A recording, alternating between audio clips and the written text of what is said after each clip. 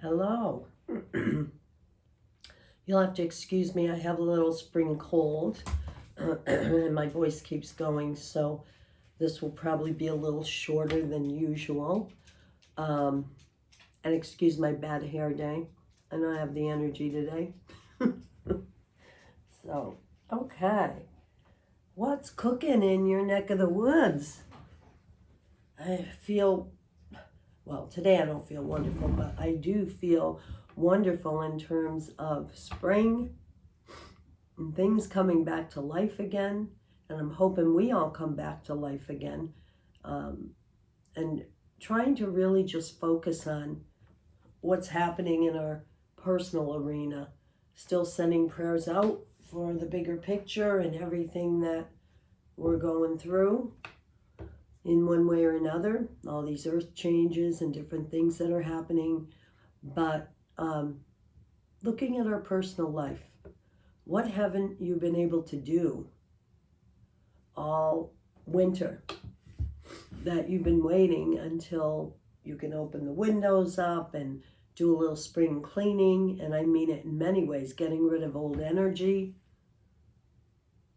especially in the TV room. If you're watching the news, open everything up and get rid of that energy from reacting to everything. I know most of you don't even watch it anymore. I don't. And that's an awesome thing. But I want to talk about self-care a little bit. This is such a good time to, because we're getting outside and we're doing things, hopefully. And I know myself, I'm not very good in the winter with walking and all of that. And now I'm in this place of, it's like, kids in the classroom when they get recess, they probably don't even do that anymore. I don't know. But being able to get outside and start doing all the things you've been wanting to do, what you've been longing for, planting, getting outside, walking, riding your bike, motorcycle if you're lucky, and just being in that space. We are coming to a time when, we're not out of the woods yet. We really need to continue with our prayers and with paying attention to how we treat one another and really bringing the love back in. So I want to say, if you've been feeling cranky or, for whatever reason, I know a lot of people have reason to be cranky with things happening in their life that, people losing jobs and everything else, the economy. Dial it back a little bit and just be in this place of remembering that love is all there is. And at the risk of sounding really corny, everything is about the heart. And I will go to my grave saying that. Everything is about the heart. And just being in this place of knowing that this is a time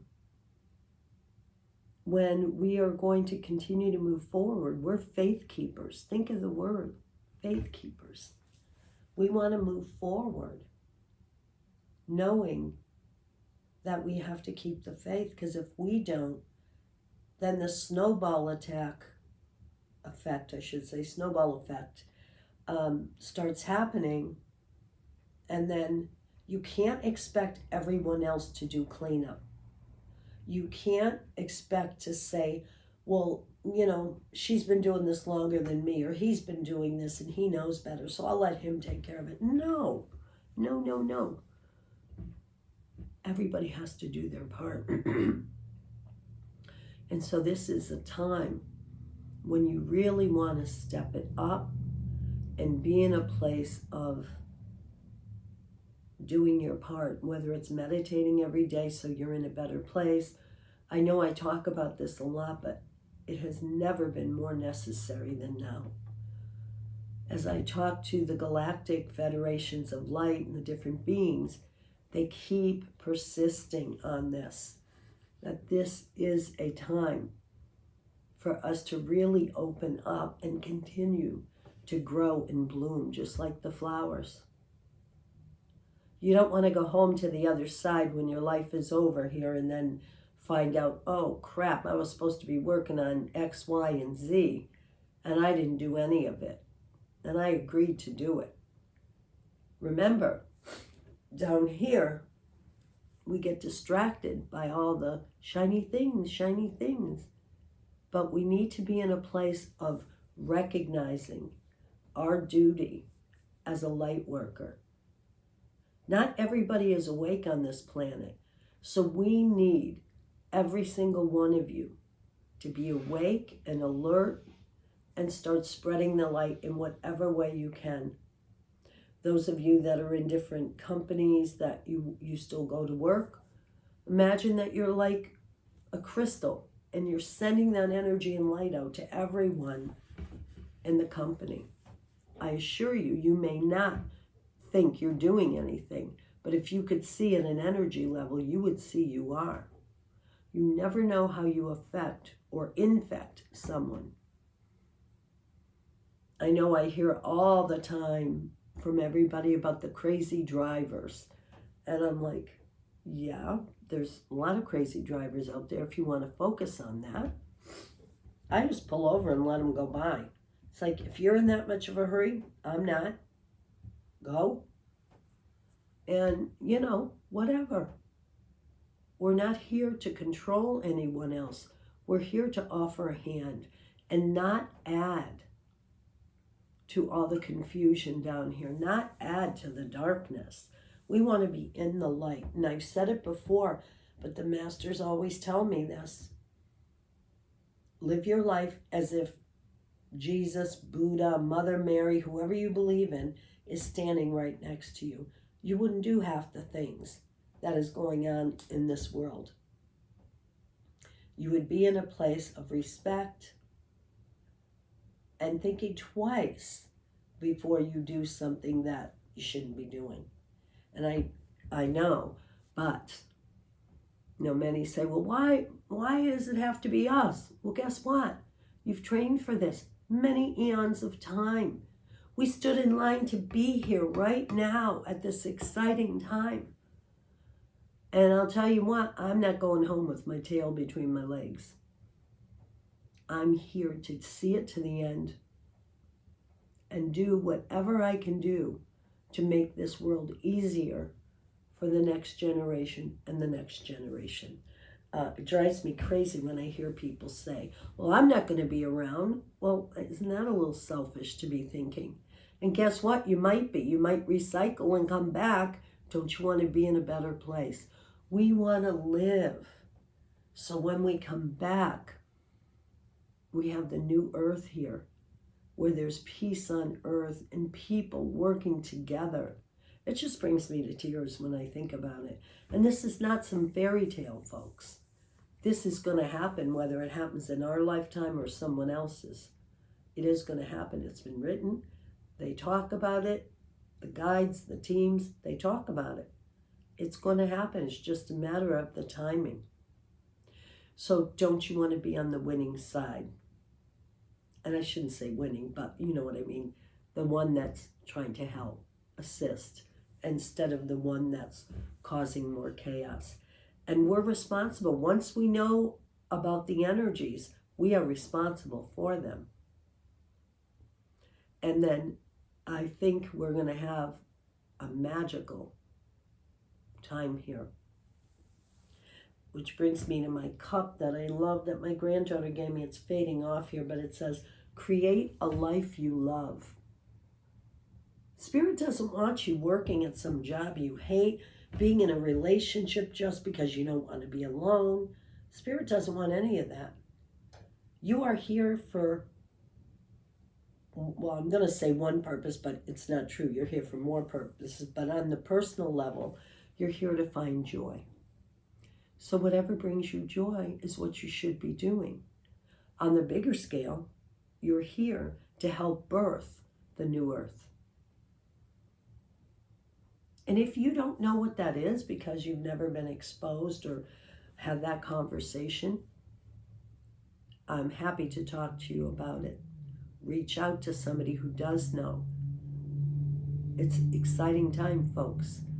And it's either going to happen sooner or later. And I'm hoping that in my lifetime, I can see at least the beginnings of all of this. That would be so exciting to me to say that all of us who've been keeping the faith and going, we can say we did it, all of us together.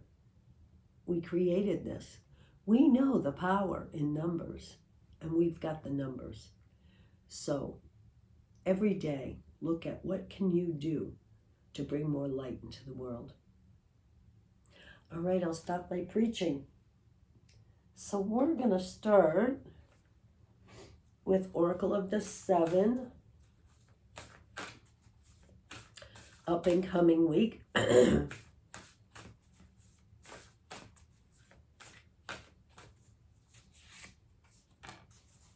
Broken open. What a beautiful card. And it looks like her heart is just busted open. Look at that. Broken open. She's in lotus position, sitting on a lotus, meditating, and her heart and her crown is wide open. And beautiful. To me, it says this week, really, it's not working with your head or your heart, it's working together. They're both amazing portals. And we need to work with both of them this week and to keep our hearts open.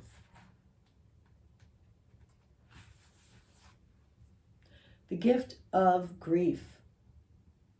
The gift of grief, yeah. Being shattered as a result of loss, the potential inherent in failure. There are situations in life when you set the value of loss and a broken heart. Yet it's not the pain or loss itself that must be the focus of your attention here. No, not even the story of what happened, the details surrounding what has brought you to your knees is as important as what results from the experience. Can you see that this situation has broken you wide open, enabling you to have an even greater capacity for love, compassion, empathy, and understanding? You cannot be the same person as before. The only way forward is to move through it without resistance or manipulation, without attempting to bargain with unseen forces, because none of your usual fallbacks can put you back together again. I love that, fallbacks. All the things we go back to. Wow. And if you do fall prey to self-absorption or self-pity, it will just make it harder to get to the next gradual phase leading to relief. Yet, even if you are prolonging the inevitable, you will get there eventually. The gift is in accepting who you become as a consequence of integrating this difficult experience and allowing yourself to be more than you were. This wisdom comes at a high price, but the value of your experience of moving through and to the other side is unsurpassed. Love the you that is the result of being broken open by love's challenges. I'm going to grab a Kleenex here because everything's like between allergies and everything else. Excuse me 1 second.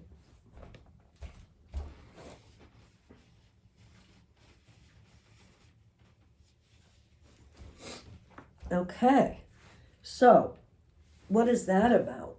Well, that's about when we go through these awful experiences, sometimes we have to go through then what we call negative or challenging experiences to then break our heart and then get to a better place.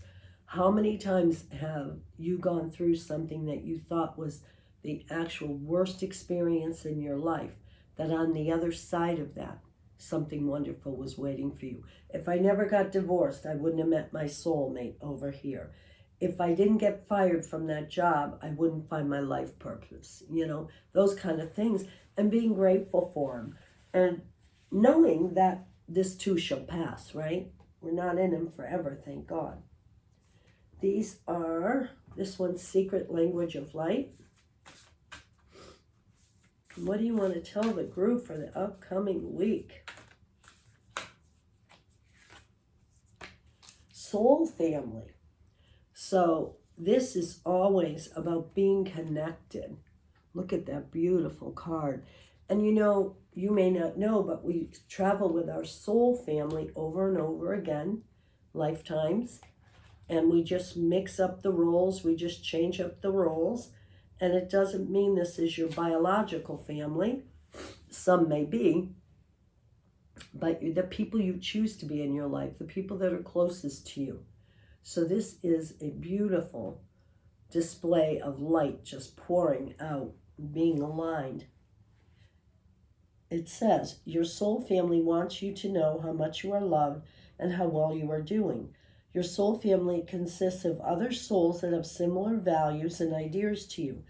The bright circle of light at the center of the image is Shambhala. Think of it as a meeting place where your soul family gathers to connect with you, because some of them are still on the other side.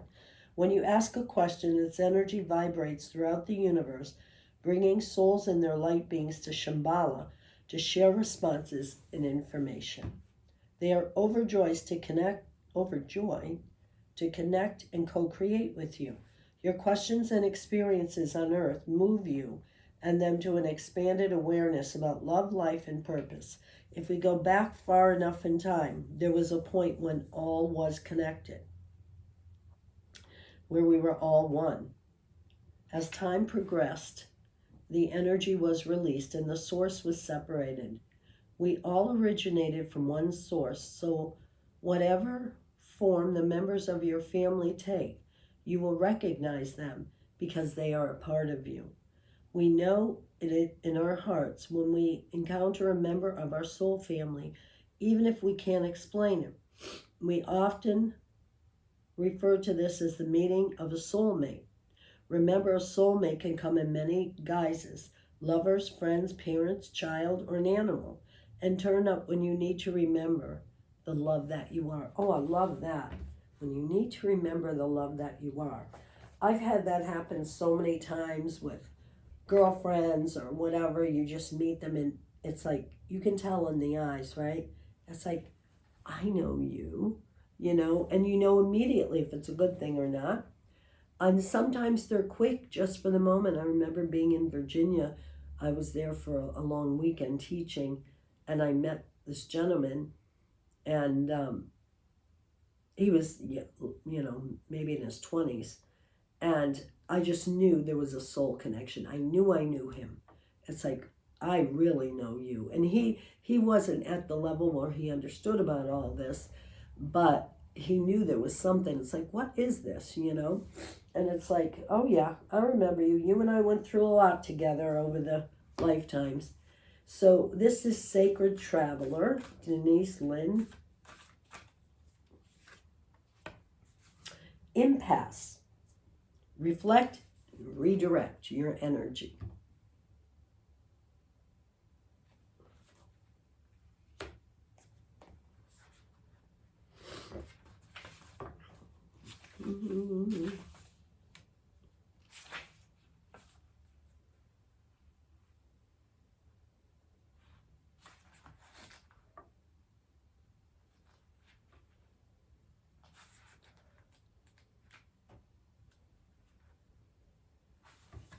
It says, turning back isn't necessarily a failure. Sometimes it's the wisest thing you can do.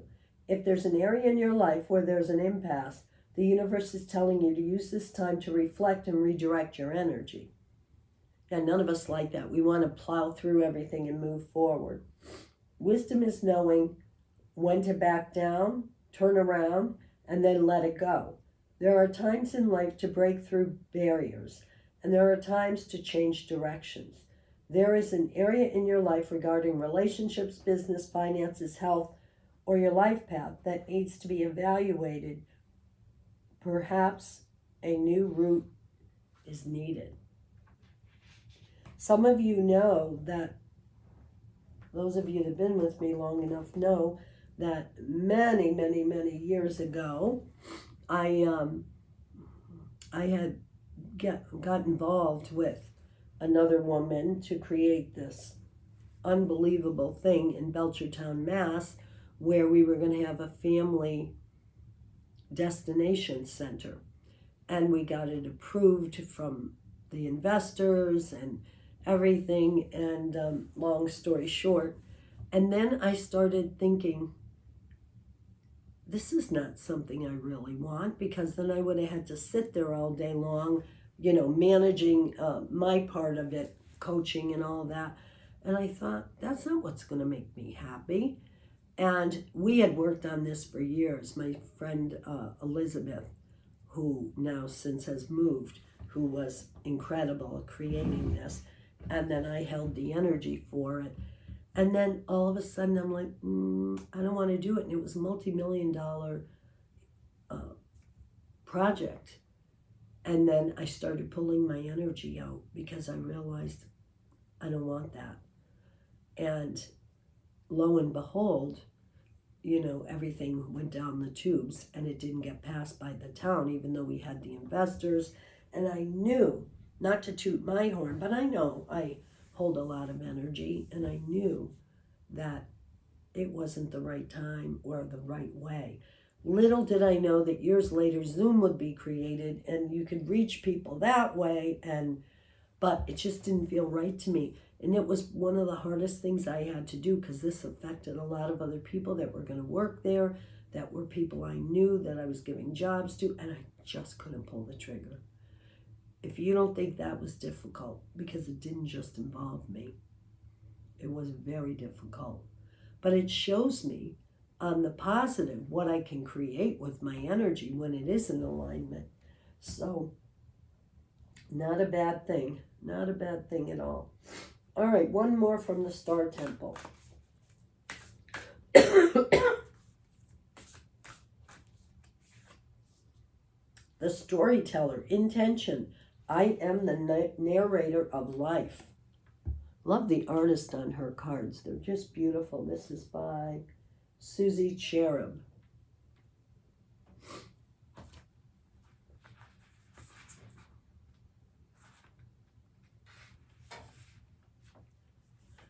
You create your own reality with your thoughts, feelings, words, and actions. Her name's Tegeta.